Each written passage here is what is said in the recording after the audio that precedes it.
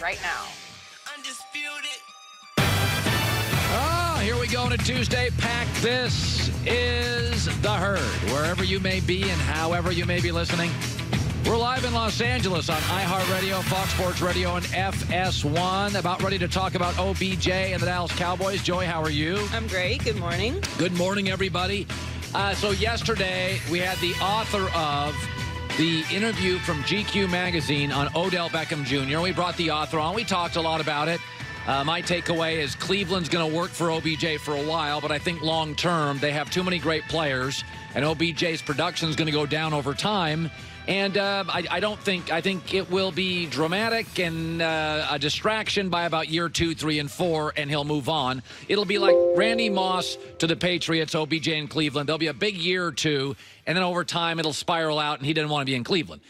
Neither here nor there. I will say the interview has been attacked by people in New York. Fans, media are crushing OBJ because one of his quotes in the story is, "I feel disrespected by the New York Giants." He said he loved the fans, but the organization disrespected him as if he couldn't have made the one-hand catch anywhere else. It wasn't just about the Giants propping him up. He believes his God-given talent would have been big anywhere. And so people are telling him to move on and stop talking about it and shut up. And let me defend OBJ in this. Have you ever been in a relationship for 5 years or 10 years? And it suddenly, and I don't mean kind of ends, it ends in an hour because you get traded or dumped. What, you don't talk about it? You don't talk your way through it? These professional athletes, this is not like you and your wife fighting, talking about divorce for years. How do we split up time with the kids? And then 2 years in, you break the relationship off. This is, hey, I love you too. I want a divorce. Hey, why are you talking about it? This is what happens to pro athletes. And I've been in this business. I've bounced around to 4 different companies. You speak your way through it. And by the way, even when you do want to stop talking about it, people come up to you and ask you about it. GQ magazine comes up, OBJ. Hey, you want to talk about the Giants? You didn't have a choice. You can keep saying no. When I left my former company and came to Fox Sports, first of all, it's hard for the first year because you have friendships and habits and things you did at the other place. You come to a new place and you wake up, it's hard to break habits. You're driving to a new place, new cafeteria, new teammates, new coworkers, new set. It's hard. And then about a year or two in, people would interview me. First question was, what about the old place? What about the old relationship? And I was like, I want to talk about the new one. So even when you want to get off the subject, people don't let you. That one-handed catch happened in New York. He's yet to play a game for the Browns. But I defended Kevin Durant on this with Oklahoma City. When you're in a relationship for any extended period of time, excuse me, and for OKC was his first love. And for many of you who break up, it's your first love. And the Giants were Odell Beckham's first team. And the Mariners were Ken Griffey's first team. Your first professional job, it's like your first love. It goes deep. It's embedded.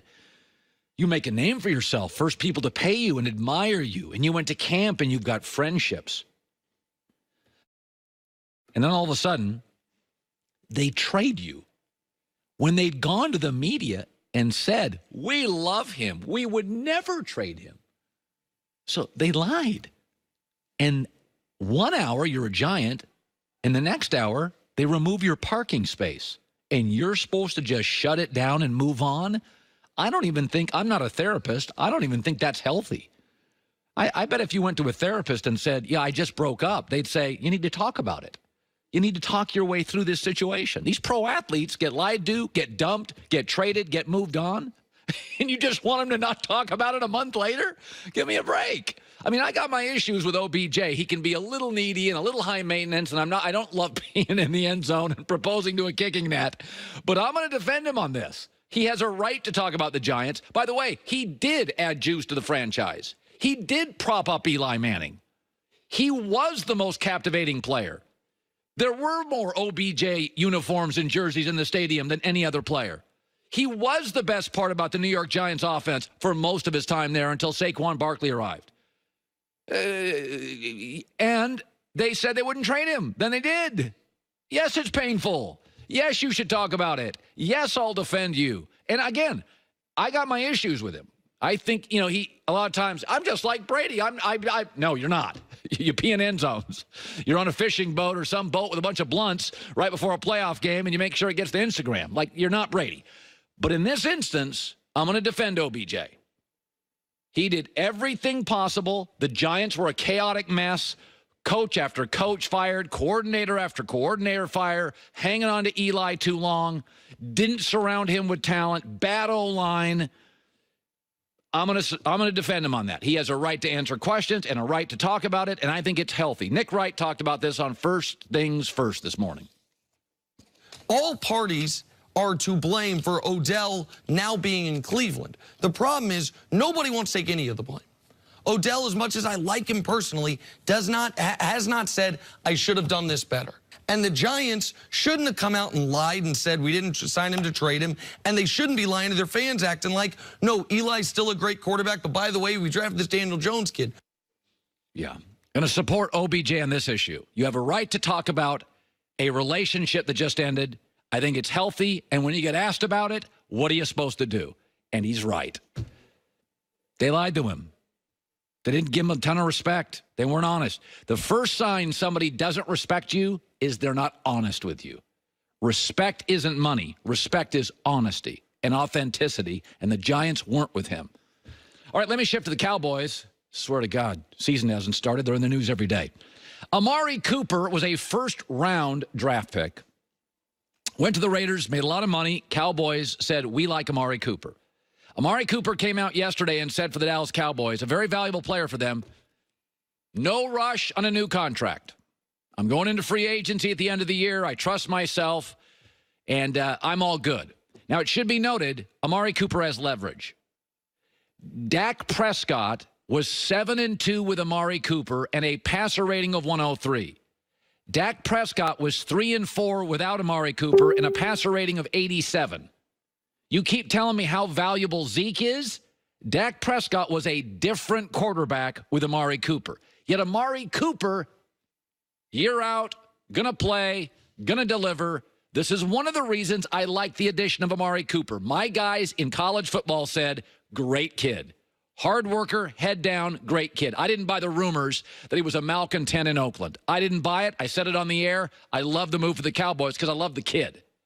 By the way, Dak Prescott also has leverage. Dak Prescott has won the division 2 of 3 years. Dak Prescott was not a first-rounder. He was a fourth-rounder. He's never been paid yet. And he's won the division 2 times in 3 years for America's #1 football brand. He's got leverage. He also plays the most important position. So Amari's got leverage and Dak has leverage. And in both instances, let's just play, get the season done. Now, Dak has said, I'm not taking a discount, but there's no holdout. Amari, no holdout. Yet this morning, here's the latest on Ezekiel Elliott. He hasn't firmly decided on his contract holdout. He may leave the country. Okay, this is a guy who was a first-rounder. He's already been paid well. He's 2 years out. There's all sorts of off-field nonsense, some of it judicial. Zeke is noise, and noise loses in this league. Jacksonville was a very good football team that got to the AFC Championship. They got noisy. They finished 5-11. The Steelers were the most talented team in the league that didn't make the playoffs. Why? They got noisy. Green Bay and the Giants last year both got noisy. You want to know who got quiet last year? Kansas City started to get noisy, bailed on Kareem Hunt, went back to being quiet, got to the AFC Championship. Patriots were quiet. Rams were quiet. Seattle was noisy 2 years ago, got quiet, made the playoffs. Saints, Bears, Rams, Chargers, no noise. Noise equals distraction, and distractions equal losses in the NFL. This is not the NBA.